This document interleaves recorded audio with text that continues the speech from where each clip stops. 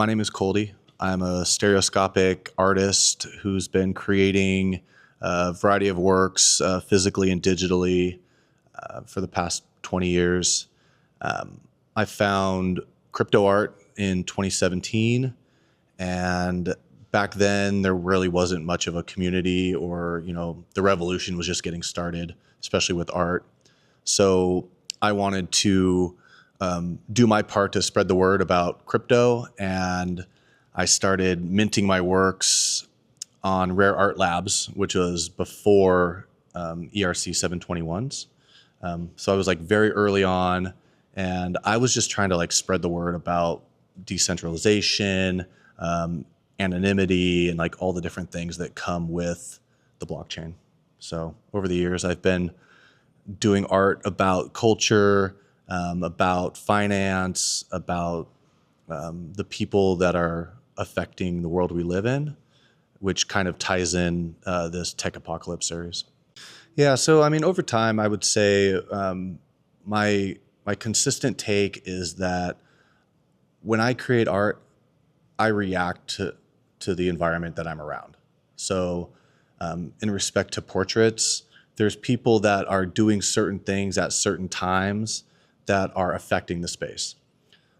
And I have to make the decision of who I want to be in this series. Backstory, I was at an Andy Warhol portrait exhibit, and it was super interesting of who he chose to be in a place and a time. Some people were Marilyn Monroe.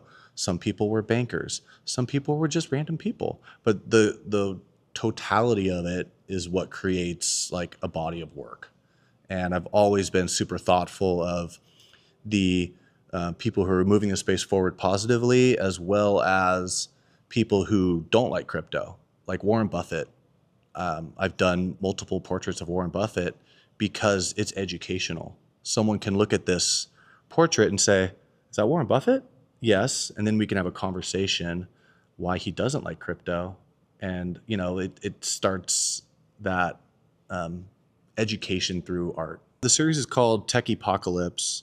And the word is epochalypse instead of apocalypse.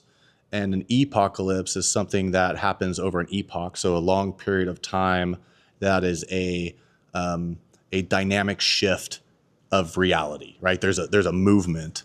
And for this series, I am choosing to step outside a little bit of the crypto personas and look at what I'm calling the tech overlords. And they're the people who are in front of the camera or behind the camera, affecting our lives. They're controlling everything around us. And I think that some of that's good, some of that could be bad. That's not up to me.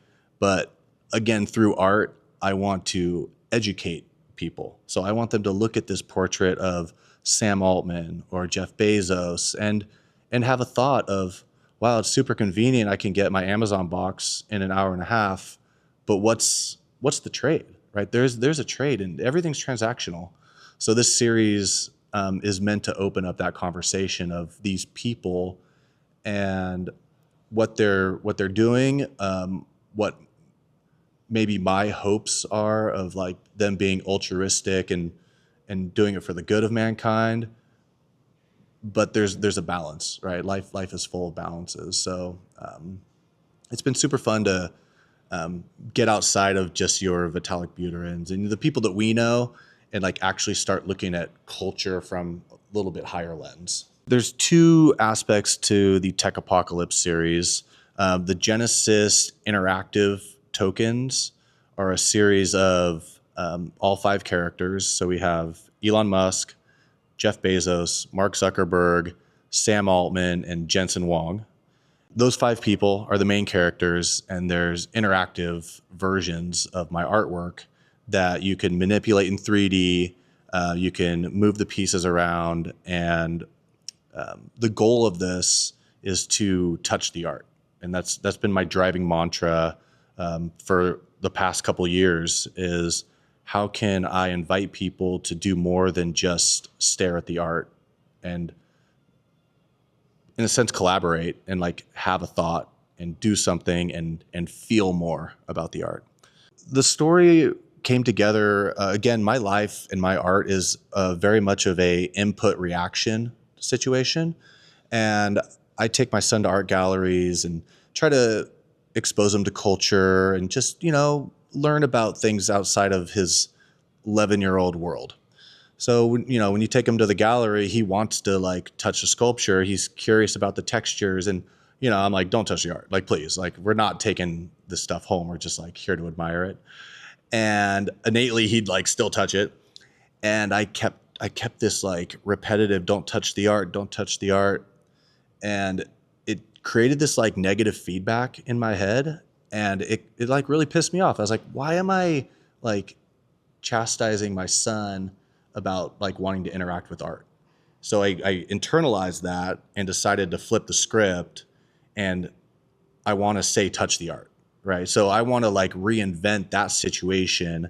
Instead of saying stand back, now it's like go up to it and touch it and move it and get that experience. And that's really what set my last 2 years of exploration with digital manipulated art, magnetic physical art. And it's been a conversation between the art is talking to itself, and I feel like I'm like the middleman a lot of times, where I'll figure out something with the physical magnets, and then that starts a conversation where it's like, how can I do this digitally? And then I create the digital side, but then I learn something digitally that I want to bring back. So this ping pong is happening back and forth, and it brings me joy. And if I'm not finding joy, especially in art making, I'm not doing it right. Right? Like, what else? I might as well have a day job. Right? So the joy has been driving me.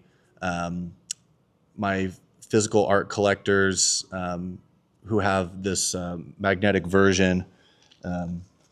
So this is a magnetic version that goes on your refrigerator.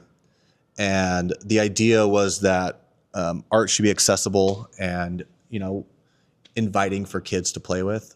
And I have collectors who tell me their kids move the artwork every single day. And that's joy for me, and joy for anybody who like, I want to move this eye over here, or what happens if they don't have hair, or, that is it. Humans like frameworks because then they know what they can interact with. It feels like it gives them permission, but like not too much. Like they want to have like some rules.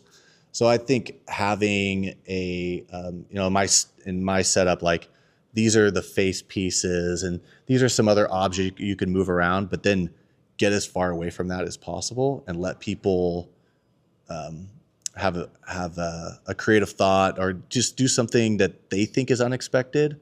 Is that like emotional connection to art that I think I've been like looking for over the years. I give people pieces of a face or different elements and different objects, and just take a step back and let them take control, right? It liberates people, and I think a lot of people don't think of themselves as creative, and that makes me very sad whenever I hear that, because we are actually all creative, and I think some people just need a little nudge and like a permission to take a chance. And that's my goal with all of this, is just take a chance and do something. Like these artworks, the way I built them, they're networked art creations. Like when you change the configuration of it, we're not locking the state. You're not set on this forever, but that's on purpose. Like I want people to then come back in a week and do something else. It's like those, those like watercolor boards, those like the meditation boards where you draw with water and then it erases. That's like the vision of this, where you have a thought and then it disappears. And I think there's a lot of beauty in temporary, permissioned like action.